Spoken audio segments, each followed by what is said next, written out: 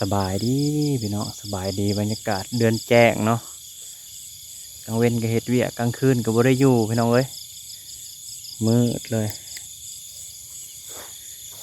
เดินทางคือเก่าพี่น้องเอ้ยผู้ใดเข้ามาก็ฝากเป็นกำลังใจหน่อยเด้อพี่น้องคือว่าเอาละเฮาหน้าครอบครัวเนาะมันต้องกลุ่มลูกกลุ่มเต่ากลุ่มเบิดทุกคนเนี่ยอยู่แนวกินเนาะมื้อนี้ก็พยายามเบ็ดคือเก่าพี่น้องเอ้ยสิอยู่ซื่อๆบ่ได้แล้วเพราะว่าเฮ็ดเวียกมันก็ต้องมีแนวกินบ่มีแนวกินก็บ่รอดมันต้องเมื่อยจำได้ก็ต้องไปเมื่อยจำได้ก็ไปคือเก่าได้พอได้อยู่ได้กินเนาะพยายามเบ็ดมาเนี่ยใส่เบ็ดไว้อยู่ประมาณ70-80หลังนี่แหละจักสิได้หรือสิบ่ได้แต่ว่าก็ติดตามไปเบิ่งเนาะพี่น้องเนาะรุ่นไปนำกันกบย่ำนี่ก็คือว่าอะไรมันตัวใหญ่3-4ตัว5ตัวก็โอเคมันก็ตัวใหญ่นะ3-4-5ตัวก็พอปนเราเรื่องปนนะบอกมัน2ตัวกับ3ตัวก็กินหมูเบิดล้างนี่ลูดแล้วล้างรุ่นกันพี่น้องไว้แถวนี้ก็มันก็ว่างเลยน้ำยังแห้งไปละเข่าแท่นี้ก็จนที่ห่วงขาดว่าอะไรพี่น้องเอ้ยมันซุกแห้งนะย่านแต่ฝนซุกเบิดทงแล้วจนสิลุกคูออกจากลำต้นเลยโอ้ยซุกคักซุกแหน่รีเข่าก็ได้พอแต่แดดมาแล้วไปวาบเลยเอาน้ำกับบทันพี่น้องเอ้ยซุกไว้ยีนี่ซุกบนห่วงมันจนสิลุดออกไปขาให้วิทย์ออกกันซ้ายไว้ให้มันเละเอาคือกันนี่นะเละเพื่อนเละยังอยากกันในอยู่แนวกินเนี่ยพี่น้องก็คำว่าจ้างคนร้ายก็ได้นี่เป็นแนวกินเขาเลยอ้าวก็มีแต่หลุดเนาะถือเลยพี่น้องไอ้ตัวแรกกบน้อยตัวใหญ่กบน้อยแล้วอ๋อจิ๋วจะได้ตัวใหญ่ไม่ได้ตัวน้อยตัวน้อยก็เอาแง่บดมีขนคือหนกดอกตุ่มก็ได้กิ่งก็ได้แง่มีมันอยู่พี่น้องเอ้ย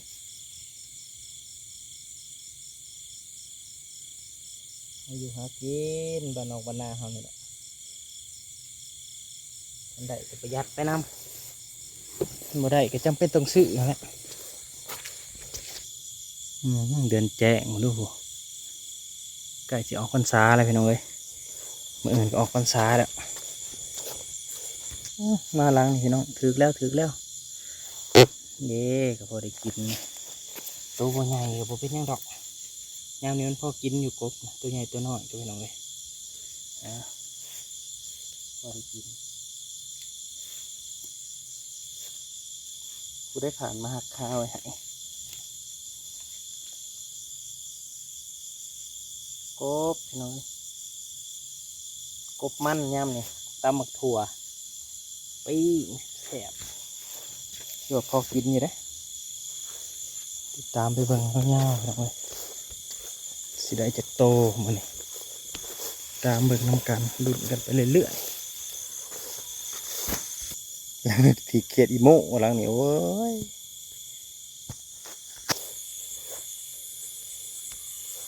กบกระโดดไปแล้วหลังนี้เป็นไรเนาะหลังนี่ลูดกบเดือนแจ้งมันก็อยากออกกินเด็กเนี่ยเป็นรอบแรกอาจจะประมาณบันไดแต่ว่าย่ำเสามาส่วนร้ายไม่อยากลูดว่าตัวใหญ่มันออกตัวใหญ่ส่วนร้ายไม่อยากลูดแล้วย่ำเสาหลังนี้เป็นไรเด้อจะถือตัวนะเป็นตาถือตัวว่าโอ้นี่แต่ลูดล้างได้ก็ได้หลังนี้เป็นไรได้ถือยังเนาะตัวเขียดอีโม่อีกแล้วเขียดอีโม่ออกกินตะเวนเนี่ยมาเห็นปลาเขาตีงูอยู่น้อยถือปูเด้ถือเลยพี่น้องถือแล้วโอ้ตัวสำนีกับพ่อรุ่นอยู่พี่น้องเลยพ่อรุ่นอยู่สำนีกันนะพูดดีแล้วกบพี่น้องนี่ได้เพิ่มอีกแล้วตัวหนึ่ง ได้สำนี้จัก3 โตวก็พอป่นนะพี่น้องเว้ยพอใหญ่แล้วสำนี้ก็พอป่นแล้วกบนะพอป่นสำนี้ก็ได้ตัวเลี้ยงเหลือเหอะนะ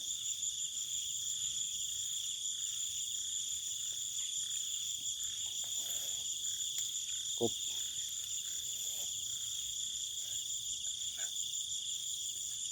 ยามเบ็ดมาอยู่ประมาณ20 กว่าหลังนี่นะตัวหากได้กบหน่อย2 โตวปลาปล่อยหลุดมาเองต่อไปต่อไปน้องปลาปล่อยแต่7-80มื้อนี้นี่มีหลุดหลายอยู่เนาะแต่ว่าอยู่แจป่าไปน้องเรียบร้อยบักใหญ่เลยป่านนี้บักใหญ่ไปน้องเลย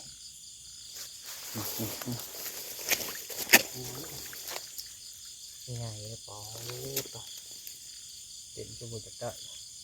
ใหญ่เจ๋อพี่น้องเลย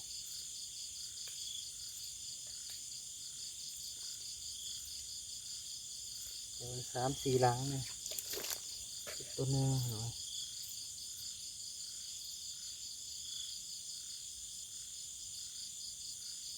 เก็บไป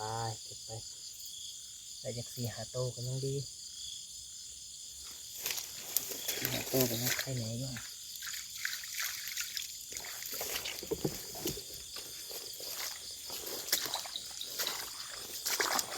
ทางนี้บอดสิทางนี้เป็นไงเนาะโอ้เรียบร้อยอีกน้องบักใหญ่เลยป๊อโถบักใหญ่เลยพี่น้องเว้ยได้2 โตวอยู่นี่มันโอ้ยน้อยเนาะโอ้เอ็งแข็งเลย2 ตัวใหญ่น้องนี่มันจะถือกันนะใส่ไปถือกะลี่พอปนเลยได้พี่น้องเอ้ย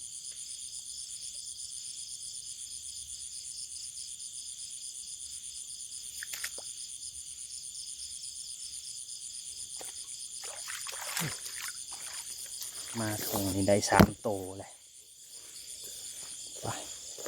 ตุนไปเรื่อยๆพี่น้องเอ้ยลังนี่เป็นไงนะกินงกอ้าวถือกินแล้วพี่น้องแก่ป่าวะนี่กระปูเห็ดแล้วปูไปเอาเห็ดเพิ่มอีกตัวนึงพี่น้องเอ้ย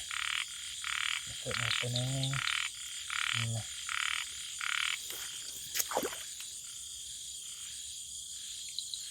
ถุงนี้ได้4 โตนะครับโอ้มันจะมันนี่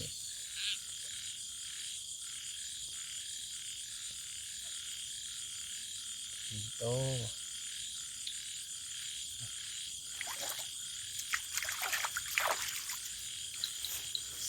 แล้วไปต่อให้หน่อยล้างแนมไปคือถือกี่แล้วบ่ถือกี่แล้วพี่น้องถือกี่แล้วถือแล้วพี่น้อง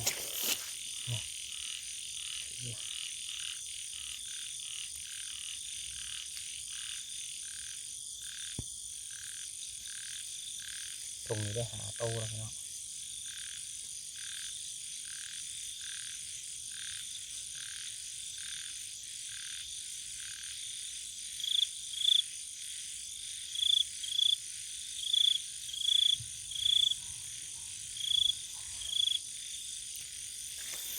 5 โตแล้วพี่น้อง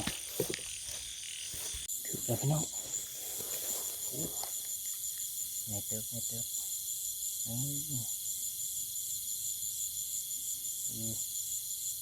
ได้เพิ่มอีกครับ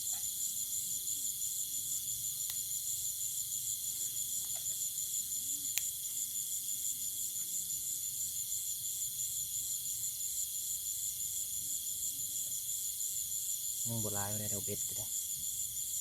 ยังอยู่ประมาณ30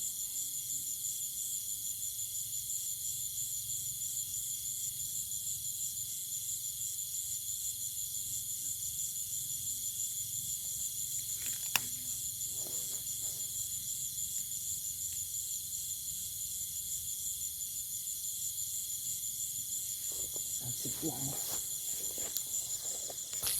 ถือเสยหน่อยนี่ใส่ตำเกี่ยวข้าวออกเรียบร้อยเกี่ยวข้าวออกจังใส่ก็ยังถือเสยนี่ได้เพิ่มอีกแล้วได้เพิ่มอีกแล้วพี่น้อง7 โตแล้ว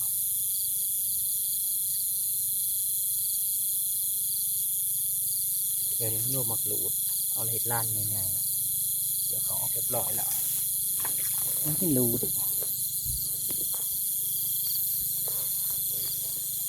จะใส่ในใส่ลืมนะ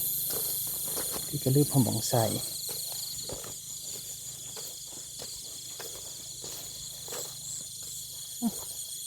หลูดเลยนะ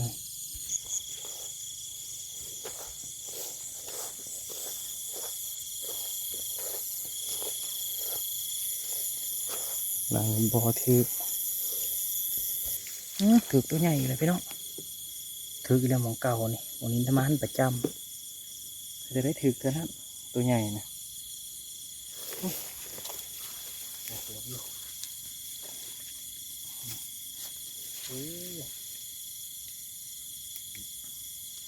ี่น้องใหญ่บอกใหญ่เลยอันนี้ก็ได้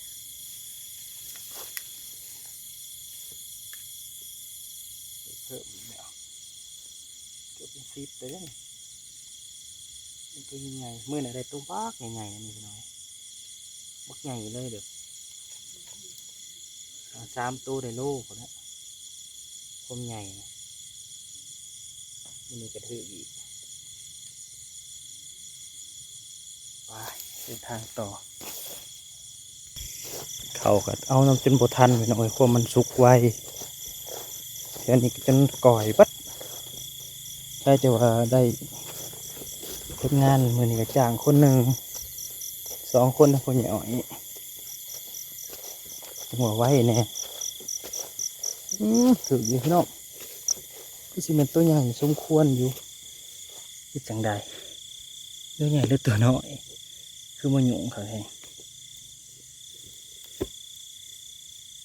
จะไหนเบิ่งดูใหญ่หรือน้อยคือหยุ่งเขาแห้ง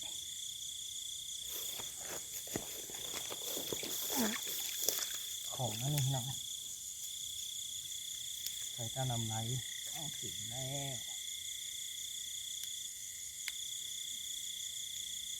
ให้อยู่กินตามบ้านเฮาแหละพี่น้องตามวิถีชีวิตบ้านเฮา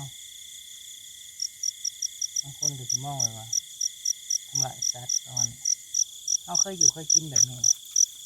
เคยอยู่เคยหาอยู่หากินแบบนี้ต่างว่าบางบ่อนมันก็ต่างกันไปเนาะวิธีการหาอยู่หากินที่ในเมืองกับที่ได้ซื้อกินง่ายๆไปเฮาคันบ่หากินได้หาก็บ่ได้กินบ่หาก็ได้ซื้อกินเนี่ยหลังเรียบร้อยเลยครับถือแล้วนี่ถือกระดิ่งเนาะตัวใหญ่กันเลยใส่ไว้ในน้องเจ้าของหลังหนึ่งป๊อกคือกบใหญ่พี่น้องไอ้บาทนี่ป๊อกใหญ่ๆเลยโอ้ยโอ้พี่น้องมาดูแล้วในน้องอ่ะโดดคุ้มืออะไรใส่เอาซับตัวใหญ่นะโอ้มัน